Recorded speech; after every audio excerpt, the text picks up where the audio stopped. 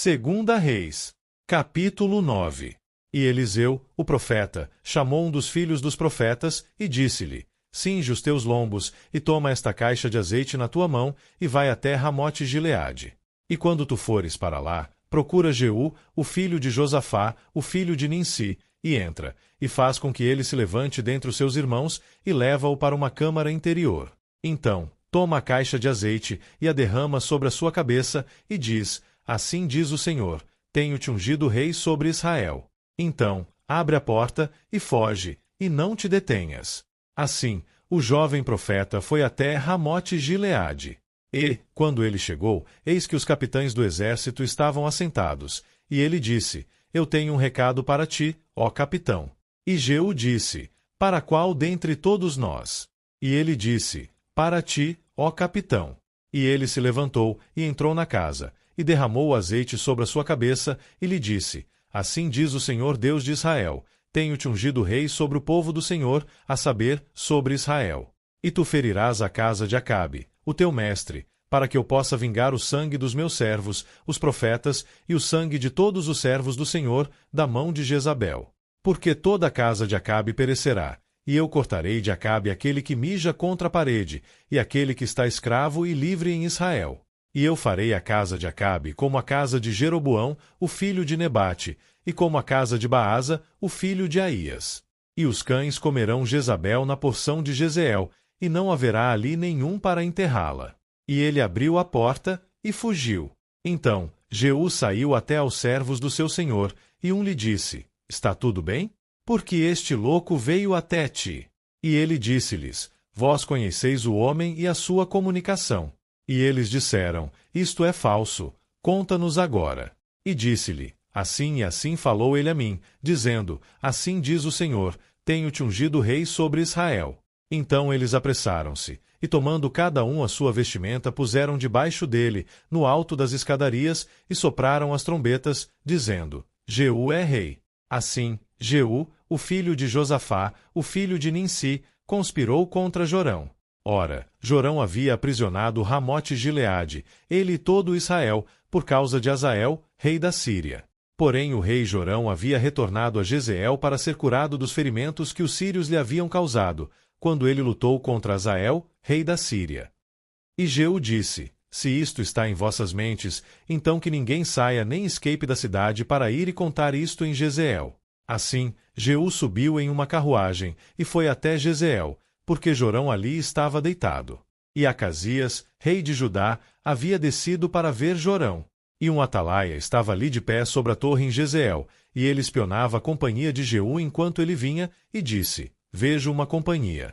E Jorão disse: Toma um cavaleiro, e envia-o para se encontrar com eles, e que ele diga: Isto é paz?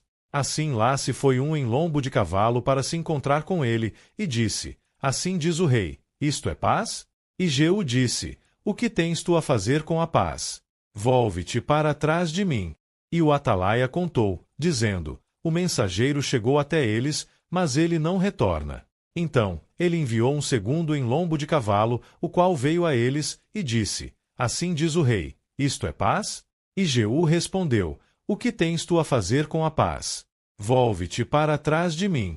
E o atalaia contou, dizendo: Ele chegou mesmo até eles, e não retorna. E o conduzir é semelhante ao conduzir de Jeú, o filho de Ninsi, pois conduz furiosamente. E Jorão disse: Preparai-vos. E a sua carruagem foi preparada. E Jorão, rei de Israel, e Acasias, rei de Judá saíram, cada um na sua carruagem, e eles saíram contra Jeú, e o encontraram na porção de Nabote, o jezreelita. E sucedeu, quando Jorão viu Jeú, que ele disse: Isto é paz, Jeú?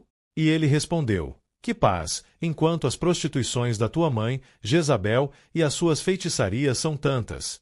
E Jorão virou as suas mãos, e fugiu, e disse a Acasias: É traição, ó Acasias. E Jeú entesou um arco com toda a sua força, e feriu Jorão entre os seus braços, e a flecha saiu no seu coração, e ele afundou-se na sua carruagem.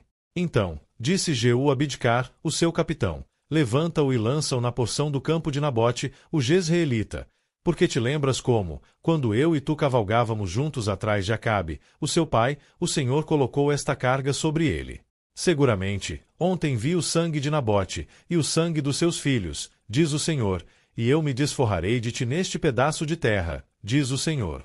Agora, portanto, toma-o e lança-o no pedaço de terra, segundo a palavra do Senhor. Porém, quando Acasias, o rei de Judá, viu isto, ele fugiu pelo caminho da casa do jardim. E Jeú o perseguiu, e disse, feriu também na carruagem. E eles assim o fizeram na subida de Gur, a qual fica junto a Iblião. E ele fugiu para Megido, e lá morreu. E os seus servos o carregaram em uma carruagem até Jerusalém, e o sepultaram no seu sepulcro com seus pais, na cidade de Davi.